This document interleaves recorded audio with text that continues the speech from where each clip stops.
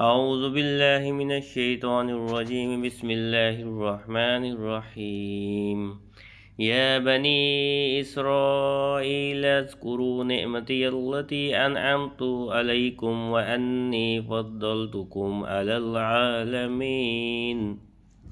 اے یعقوب کی اولاد، میرا احسان یاد کرو جو میں نے تم پر کیا، اور وہ جو میں نے اس زمانہ کے سب لوگوں پر تمہیں فضیلت عطا فرمائی۔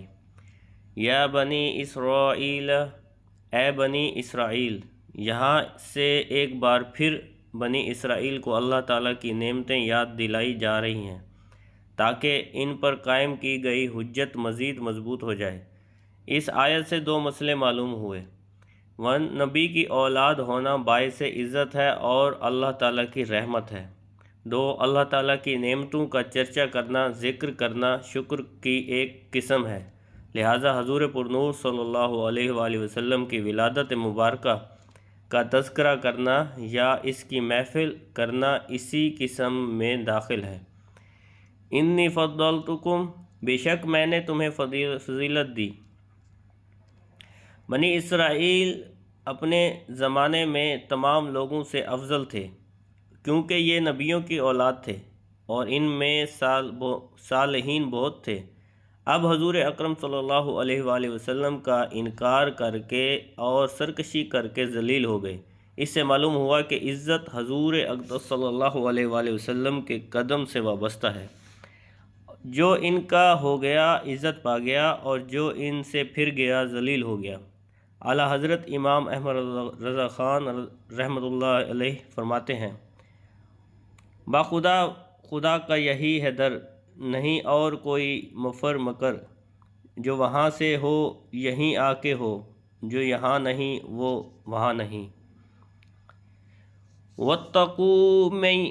واتقوا یوما لا تجزی نفس عن نفس شیئا ولا يقبل منها عدل ولا تنفعها شفاعة ولهم ينصرون۔ اور اس دن سے ڈرو جب کوئی جان کسی دوسری جان کی طرف سے کوئی بدلہ نہ دے گی اور نہ اس سے کوئی معاوضہ لیا جائے گا، اور نہ کافر کو سفارش نفع دے گی اور نہ ہی ان کی مدد کی جائے گی۔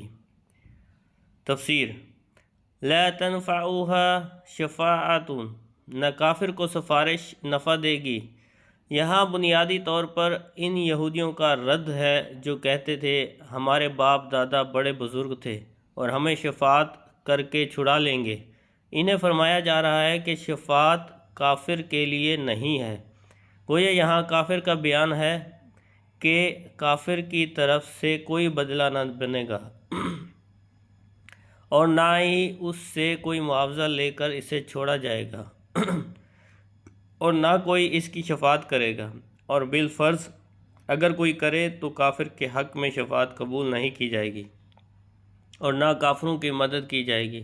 کافروں کے مقابلے میں مسلمانوں کی شفاعت بھی ہوگی جیسے قرآن میں 20 جگہ ہے، اور مسلمانوں کی مدد بھی ہوگی جیسے بخاری اور مسلم کی حدیثوں میں ہے کہ نبی کریم صلی اللہ علیہ وآلہ وسلم قیامت میں جگہ جگہ اپنی امتیوں کی مدد فرمائیں گے۔ صدق اللہ العظیم۔